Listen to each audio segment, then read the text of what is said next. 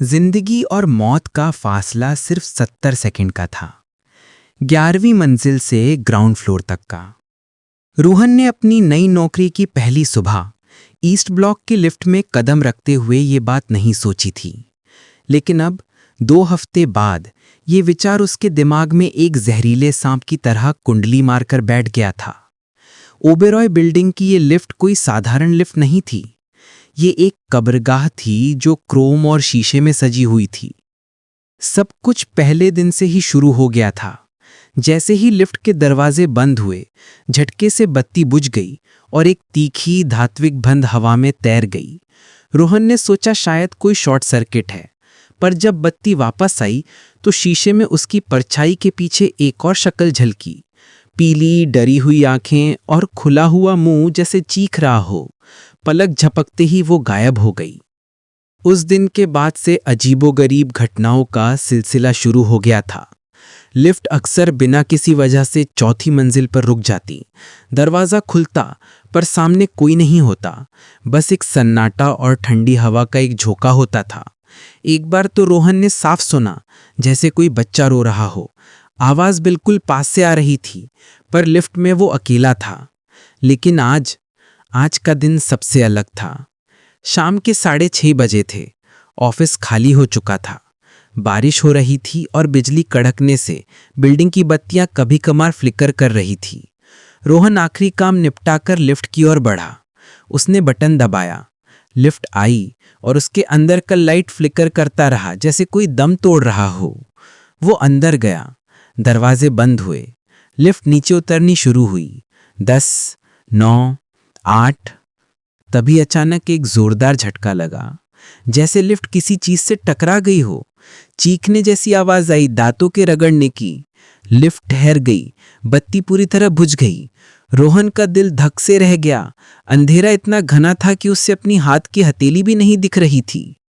उसने मोबाइल की टॉर्च जलाई। पीली रोशनी में लिफ्ट का अंदरूनी हिस्सा डरावना लग रहा था। तभी उसकी नज़र शीशे पर पड़ी। उसमें उसकी अपनी ही परछाई थी, लेकिन कुछ गलत था। परछाई की आंखों में एक अजीब सा खालीपन था और उसके होंठ एक अजीब सी मुस्कान में खिंचे हुए थे। रोहन ने अपने होंठ सीधे किए, लेकिन शीशे वाली परछाई की मुस्कान और चौड़ी हो गई। उसने तेजी से मुड़कर पीछे देखा। कोई नहीं था, लेकिन जैसे ही उसने दोबारा शीशे की ओर देखा, वो परछाई अब उसके पीछे नहीं बल्कि उसके बगल में खड़ी थी, ठीक उसकी नक्ल करते हुए, पर उन आंखों में एक खौफनाक चमक थी। रोहन का दम घुटने लगा। उसने इमरजेंसी बटन दबाया। कोई जवाब नहीं। उसने चीखने की कोशिश की, लेकिन आवाज़ गले में ही अटक गई।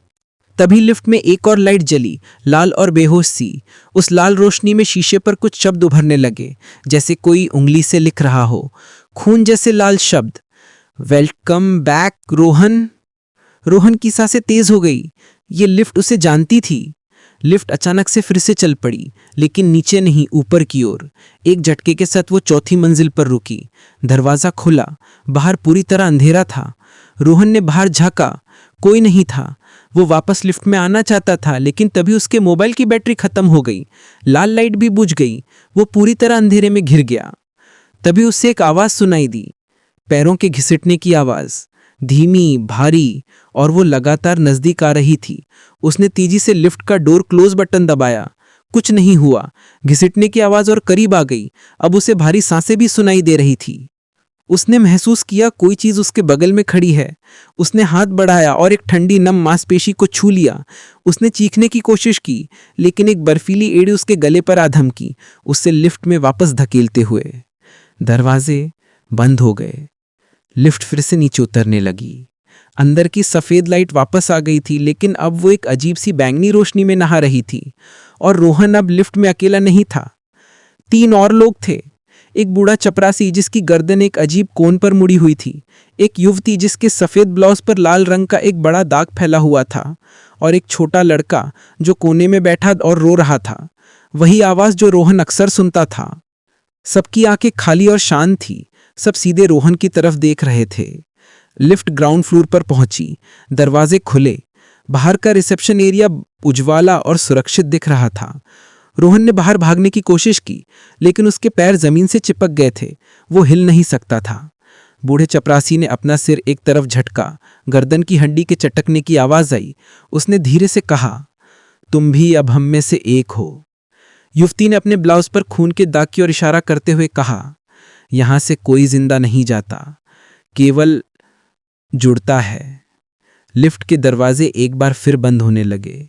रोहन ने देखा बाहर खड़े सिक्योरिटी गार्ड ने उसकी तरफ देखा और मुस्कुराकर हाथ हिलाया, जैसे सब कुछ नॉर्मल हो।